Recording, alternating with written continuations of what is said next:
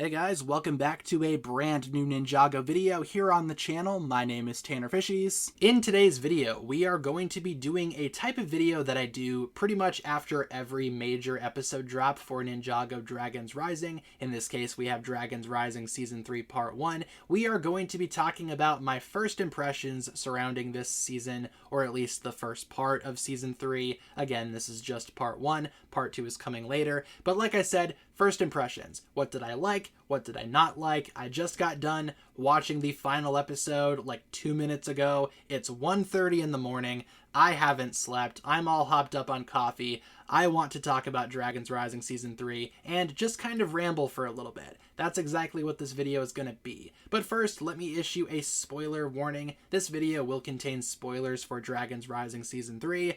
Obviously, we are going to be talking about a ton of stuff here, and also, fair warning, this video will be very disjointed. Again, this is just first impressions, the first impression ramble. We do this every time Dragons Rising drops episodes. And also, by the way, before we get into this video, just for a quick little advertisement, I have, as of right now, uploaded every single individual episode review for Dragons Rising Season 3 on this channel. Feel free to check out that playlist if you would like to hear my thoughts on any specific episode. Link to that can be found in the description. So what exactly did I think of Dragons Rising Season 3 Part 1? I liked it. I thought it was really strong, really solid, not a lot to dislike. Of course, like every other Ninjago thing ever, they do have some stuff in this season that I am not a big fan of so far. Some characters don't really do it for me, more specifically that weird Cyclops guy from episode 2. Still not a fan of him, but we do have a ton of characters in this season that I love. We have a lot of returning characters like Pixel and Moro. Both of these characters I am so happy to see back. Pixel absolutely killed it this season. Loved her interactions with Zane, loved their reunion. Pixel was very strong in this season, and in terms of Moro, I mean, like I said in my review of episode 3, the writers of this season knew what to do with Moro. They knew his character, they understood his character, and sure, you know, Moro coming back is nostalgic, whatever, but there's nothing wrong with nostalgia, and seeing Moro back literally brought a tear to my eye. I genuinely was so happy to see Moro back and see his character handled so well. Again, the writers knew what they were doing with Moro. I think another standout returning character is Jay/Rogue. Talk about awesome fight scenes. Rogue has the coolest fight scenes in this season, hands down. My favorite is probably him versus Eren and Lord Ras on the jet, where he deploys from his mech, lands on the wing, proceeds to battle Eren. It is so cool. And I liked how Rogue's storyline wrapped up this season as well, with him still being at the monastery, but not yet, you know, being fully back as Jay. And I wouldn't expect him to be. I think too many people are trying to fast track Jay's storyline here to try to get back to the Jay that we know. We don't need to fast track it. This is the first thing that Jay has had that's special, exclusive to him, in years. Let's let this storyline ride out, see where it goes, and I thought they handled Jay extremely well this season, or Rogue,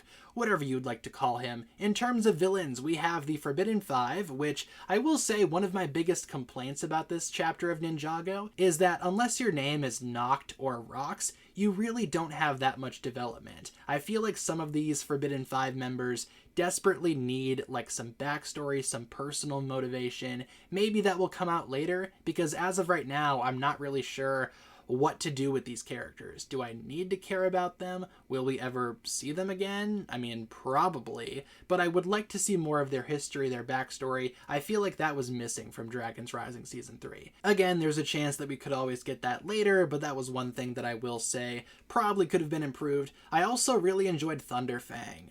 Thunderfang is such an intimidating threat. As soon as he popped up from the ground in the last episode, oh man, it's definitely the definition of an uphill battle for the ninja, and it was. I mean, that was a very difficult battle for them to accomplish. I do like that Eren was the one that defeated Thunderfang, like I said in my review. I can't imagine anyone else being the one actually defeating Thunderfang, Eren was the best choice there. I also enjoyed the locations of this season. Not only are we back in the First Realm, we actually have ourselves some new lore surrounding the First Realm as well. The Dragonians were excellent. I liked the corrupted forms, but the normal base Dragonians, when they're all sweet and wholesome, they are just so much fun. I love them so much. I need minifigures of those normal Dragonians. Their designs are just so cute, but I loved them. They were awesome. It's a nice society, pretty much blended into the background of the First Realm,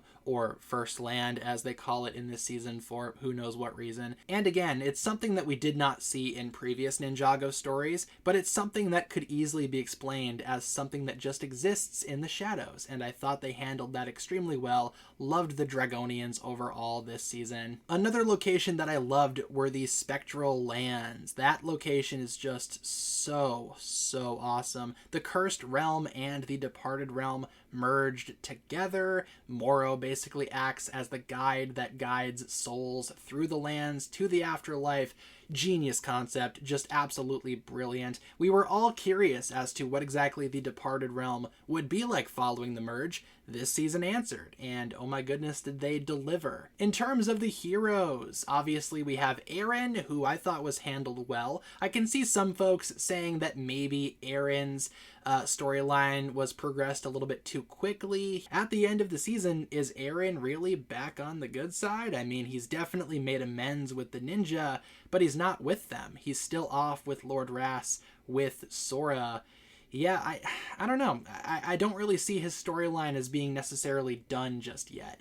So I don't feel like his arc, if you will, was rushed at all. And speaking of Sora, I love how she was able to finally pretty much make amends with Eren.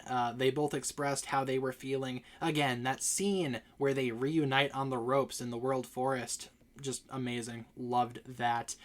Overall, I thought she was handled really well this season too. Also, Lord Ras. I walked away from this season being the biggest Lord Ras fan ever, as if I wasn't a fan of him already. But now I'm like, yeah, this guy has something. His mannerisms, his personality. I loved how anxious he was in the World Forest as well. How paranoid he was around the dragons. Just brilliant writing as well. I just loved all of that. Other hero type characters have had upgrades as well. Big Zane I like physically in terms of a design.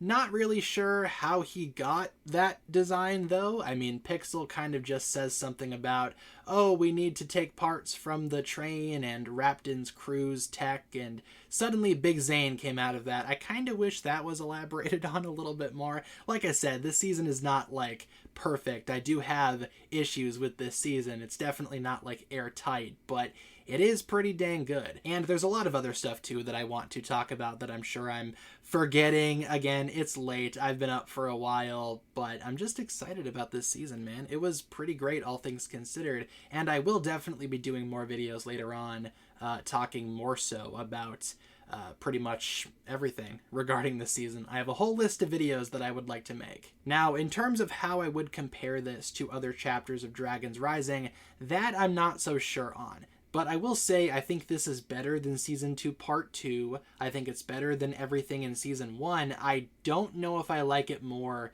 than Season 2 Part 1. That is still peak Dragons Rising in my opinion, and I think I still like that more than Season 3 Part 1.